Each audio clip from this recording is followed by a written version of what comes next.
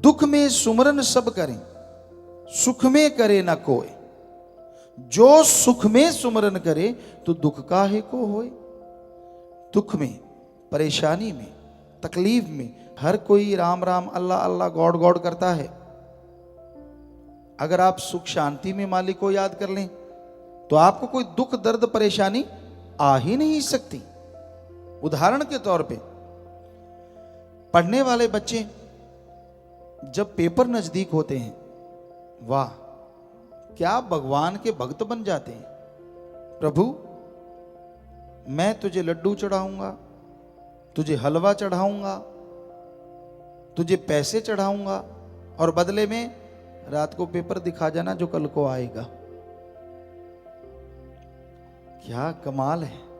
पक्का तेरा भक्त बन के रहूंगा और अगली बार पक्का पढ़ा करूंगा, इस बार बेड़ा पार कर दो। हर बार यही हाल होता है। तो किसी का बच्चा बीमार हो जाए, मालिक ना करे ऐसा हो, पर कर्म तो चलते ही रहते हैं। बच्चा बीमार हो और डॉक्टर कह दें कि ये तो लाइलाज है, फिर देखिए कैसे भगवान की मिन्नत करता है। भगवान तेरी काली पीली नीली गऊ मेरे बच्चे को बचा ले, मैं तो तेरा ही बंदा हूं। पहले किसका था भाई? पहले भी तो भगवान का ही था, पर वो याद नहीं था क्योंकि तेरे को सुख था। तो हमारे धर्मशास्त्र सभी कहते हैं, सभी धर्मों के, कि आप सुख शांति में भी सुमरन करेंगे, भक्ति इबादत करेंगे तो आपके गम दुख दर्द चिंताएं मिट जाएंगी। आपके आने वाले रोग आपको लगेंगे नहीं। इसलिए नियम बना लीजिए कि आपने 15 मिनट, आधा घंटा, 5 मिनट, 2 मिनट सुबह शाम सुमरण करना ही करना है। अगर आप नियम बना लेंगे तो मालिक का नाम ले पाएंगे। नियम नहीं बनाएंगे तो राम का नाम नहीं लिया जा सकता। और बातों में ही ध्यान उलझा रहता है। तो समय आपने निश्चित कर रखा है।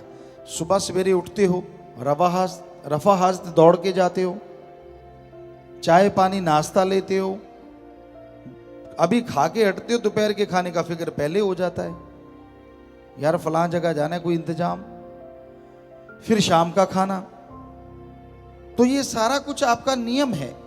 दफ्तर जाते हो, काम धंधा करते हो, हर कार्य के लिए आपके पास नियम है, आपके पास समय है।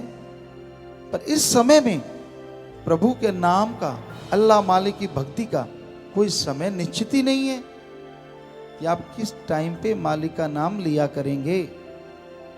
टाइम निश्चित करना अति जरूरी है। तो वो समय निश्चित कर लीजिए कि इस समय मैंने मालिक को याद करना ही करना है, तो आप मालिक का भक्ति कर सकेंगे और तो जाके आपके आने वाले भयानक कर्म पहाड़ से कंकर बनेंगे और मालिक की दया में रहमत के काबिल आप बनते चले जाएंगे।